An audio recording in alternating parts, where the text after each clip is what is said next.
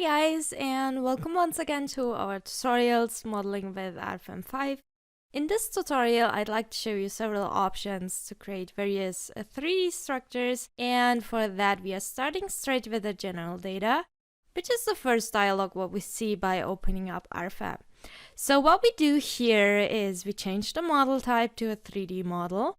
And then in this tutorial we are focusing on modeling, so we won't apply any loads. This is why we keep the option creating load combinations automatically deactivated. And then we can click OK and start modeling. Our first structure will be a basic grid structure, and we can either create a grid with single members, or a much quicker option is to use the feature called Generate Model Members, which we can find under Tools.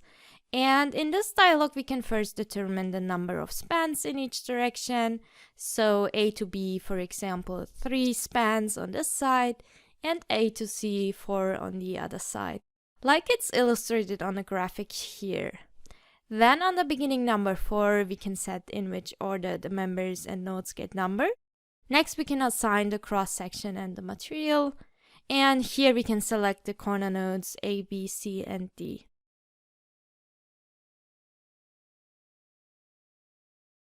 And then by clicking OK, we can see that our grid has been generated, and now it can be continued with adding some supports and loads.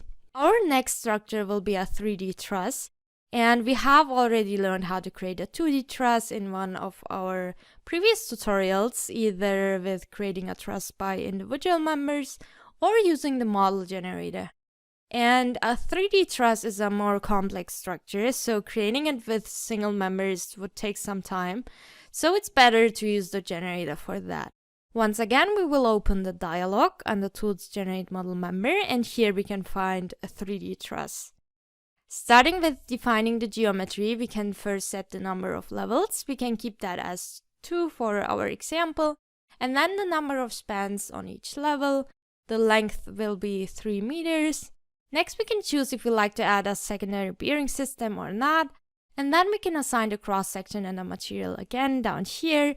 And next we choose the starting node, let's say here. And as we can see now, our 3D truss has been generated in just a few steps. If we go under Tools once again, we can see that there are various options for generating a lot of common structures. Now, instead of creating more structures with the generator, I'd like to show you how we can model basic structural elements like a cylinder or a cone. And for that, let's start with a cylinder. So to create a cylinder, the first step is to create a circle. For that, there is the command up here, which is called circle via 3 nodes.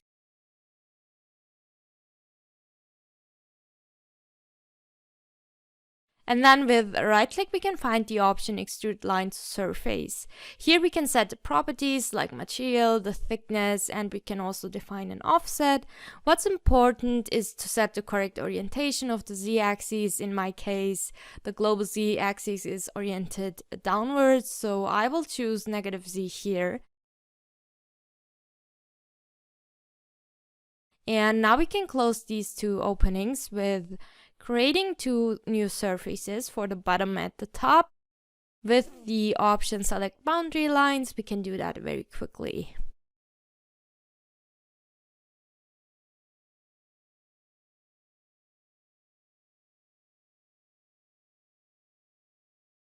Alternatively, there is also the option to create a cylinder as a solid model. For that, we can click here on the symbol called Extruded Circle. Then again, this new dialog appears. Now we choose in our graphical area first the center point to create the circle, and then we just type in the height of the cylinder.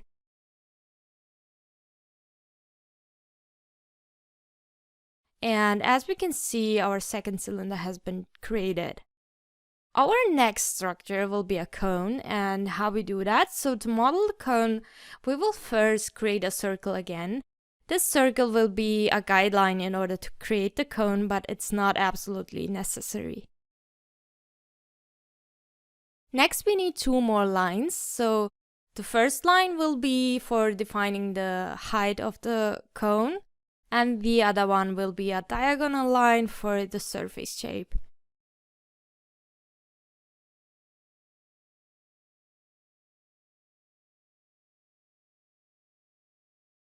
Now that we have sort of the frame for our cone, we can rotate it around the center axis, which will be this line here in the middle. To do this, we can select the option Rotated Surface, and here we have two tabs where we can set the parameters for our cone. So the tab here, which is called General, includes the same settings for creating a new surface.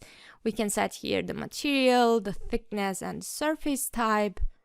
In the second tab called Rotated, we can define the rotation parameters, starting with the angle of rotation. This will be 360 degrees. Next, we can define the rotation axis. The point P is up here and point R is down here. So we select these 2 points out of our model, point P and point R. Then we can click OK and select the diagonal line which we have created as a guideline. And now we can see here in our graphical area, our cone. Our last example will be creating a membrane structure, and we will create this between 3 columns. So for that, first we will create 3 new members and connect them with lines. As cross section, we choose, let's say, a rectangle 400 by 400 and concrete as material.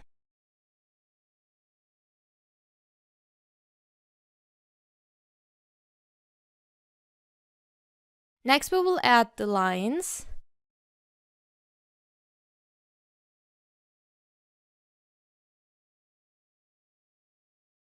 Now, instead of a normal surface, we need a quadrangle, which we can find up here. Under surface type, we choose quadrangle, and then we can find under stiffness the option membrane orthotropic. Next, we will create a new material which is suitable for our membrane. So we click here on create new material, and then we can set the properties of the material we like to have. The specific weight and alpha will be 0. For the partial safety factor, we can type in 1. And then we can see here the option material model. For our membrane, we choose orthotropic elastic 2D. After that, this new dialog appears, and here we have to set the modulus of elasticity, the shear modulus, and the Poisson's ratio. For our example, we will enter the following values.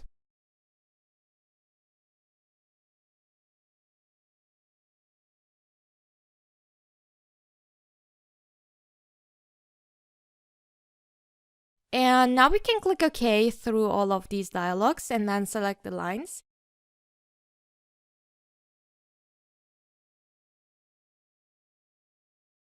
And as we can see, our membrane structure is complete. So thank you for watching. If you have any questions, you can write in the comments below, or you can also visit our website dlubal.com. And if you like this video, don't forget to like and subscribe.